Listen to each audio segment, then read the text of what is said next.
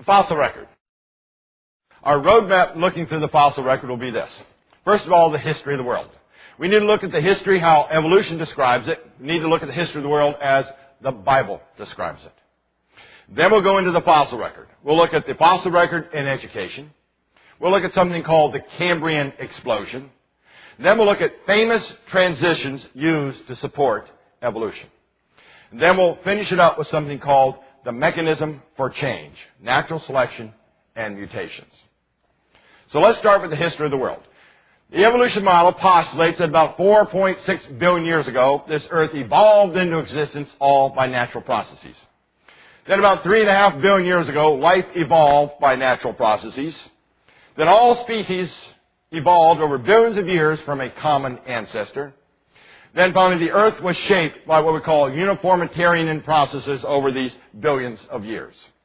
That is the history of the world based on the evolution idea. Now, the history of the world based on the Bible is very different. In Genesis 1:1, we read, "In the beginning, God created the heaven and the earth."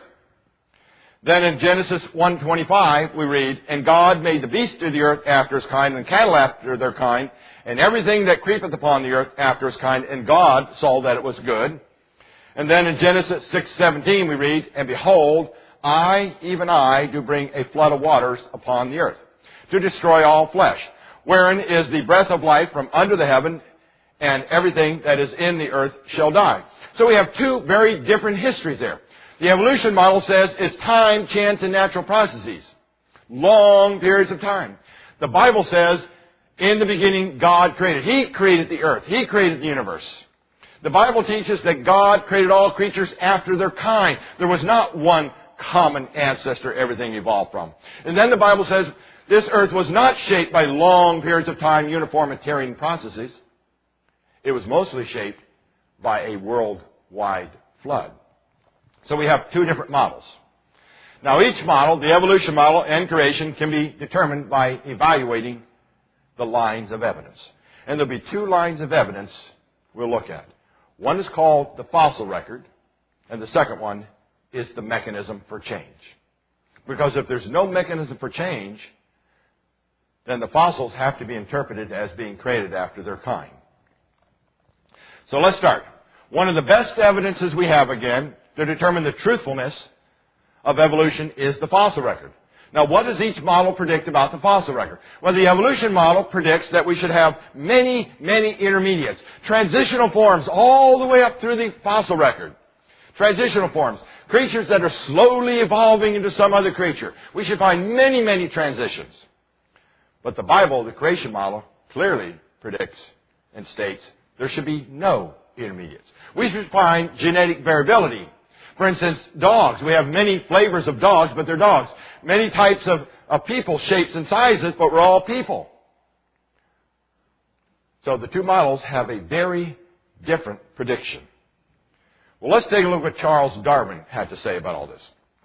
Charles Darwin wrote, "Why is not every geologic formation in every stratum full of such intermediate lengths? Geology assuredly does not reveal any such finely graduated organic chain, and this is the most obvious and serious objection which can be argued against the theory." So when Charles Darwin was coming out with his book, The Origin of Species, he made the statement, he doesn't have any physical evidence to support his claim. No fossil record to support his claim. He can't find his intermediates. Well, where are we at today? Let's see what we find in intermediates. What kind of intermediates should we find? Well, we should find intermediates between single-cell organisms all the way up to very complex creatures like jellyfish and trilobites. We should find intermediates between invertebrate and vertebrate. Invertebrate being those kind of creatures that we find mostly living in Washington, D.C. Now, invertebrate are those kind of creatures, really, that don't have a hard backbone. Vertebrae are those kind of creatures that do have a hard, bony type backbone. We should find creatures out there that have half a backbone, quarter backbone, all the way up down the line if evolution is true. We should find intermediates between fish and amphibians. We should find many, many creatures, fish-type creatures, that are growing legs, half legs, quarter legs, all the way up to amphibians. And finally, we should find intermediate between reptiles and birds. We should find many, many birds that have half scales and half feathers, and their internal anatomy is halfway between the two. If evolution is true, there should be observable evidence to support these claims. Well, let's see what our National Academy of Sciences has to say about this. I call this the fossil record in education. And this is what the National Academy of Sciences stated in their book, Science and Creationism. So many intermediate forms have been discovered between fish and amphibians, between amphibians and reptiles, between reptiles and mammals, and along the primate lines of descent, that it is often difficult to identify categorically when the transition occurs from one to another species. Wow! Right there, they're making this claim that there are many, many intermediates. Everywhere we look, we should find intermediates. That's what the National Academy of Sciences has claimed. Now, is this claim true? Well, before we answer that, let's go to one of our biology textbooks and see what they're stating there. And this is out of a 2001 biology textbook. And it says this: fossils offer the most direct evidence that evolution takes place. Fossils, therefore, provide an actual record of Earth's past life forms.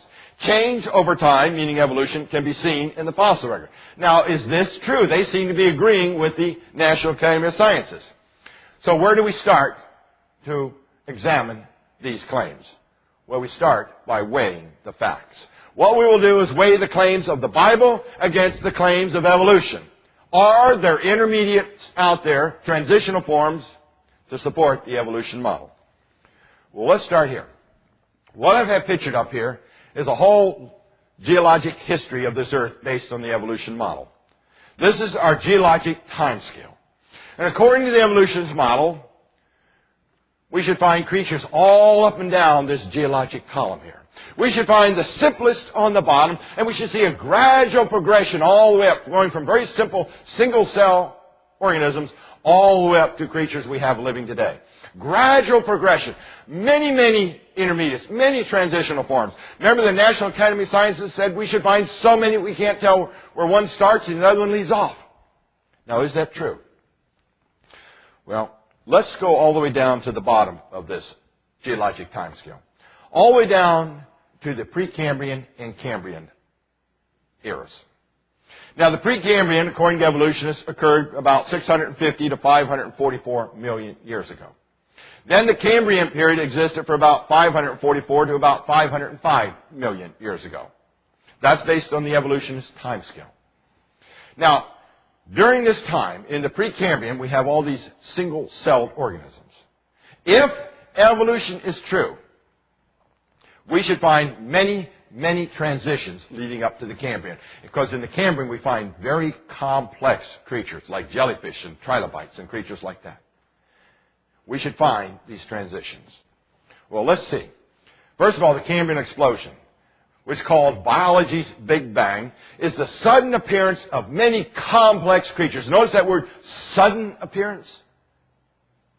This entire period lasted, this transition lasted between 5 and 10 million years.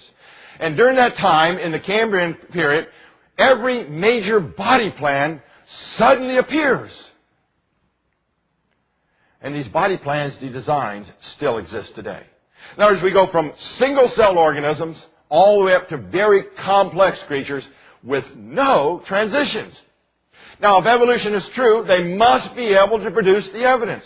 Because if they can't, that means their whole foundation of the fossil record is false. And if the foundation is not there, we don't even need to go anywhere else. Because that means their entire model is now based on faith, not science. Now, this chart here, based on the evolution model, we're going to compare evidence against evolution here. On the left-hand side, I have a time scale. On the bottom, I have morphology, the shape. Now, if Darwinian model is true, we should start from a single cell and gradually produce this tree going up to the Cambrian era. We should have this many, many transitions going all the way up to give us all these major body plans we have in existence today. This is if evolution is true. If Darwinian evolution is true, we should find these intermediates from single cell going all the way up to the Cambrian. But in fact, this is what we actually observe. Again, every major body plan, complex creatures suddenly showing up in the fossil record with no transitions. Sudden appearance of complex creatures. That clearly supports created after their kind. That is the history of the world based on the evolution idea. Now, the history of the world based on the Bible is very different. In Genesis 1:1, we read, "In the beginning, God created the heaven and the earth." Then in Genesis 1:25, we read, "And God made the beasts of the earth after his kind, evolved into existence all by natural processes." Then about 3.5 billion years ago, life evolved by natural processes. Then all species evolved over billions of years from a common ancestor. Then finally, the earth was shaped by what we call uniformitarian processes over these billions of years. The fossil record. Our roadmap looking through the fossil record will be this. First of all, the history of the world. We need to look at the history, how evolution describes it. We need to look at the history of the world as the Bible describes it. Then we'll go into the fossil record. We'll look at the fossil record in education. We'll look at something called the Cambrian explosion. Then we'll look at famous transitions used to support evolution. And then we'll finish it up with something called the mechanism for change, natural selection and mutations. So let's start with the history of the world. The evolution model postulates that about 4.6 billion years ago, this earth and cattle after their kind, and everything that creepeth upon the earth after his kind, and God saw that it was good. And then in Genesis 6:17 we read, "And behold, I, even I, do bring a flood of waters upon the earth, to destroy all flesh, wherein is the breath of life from under the heaven, and everything that is in the earth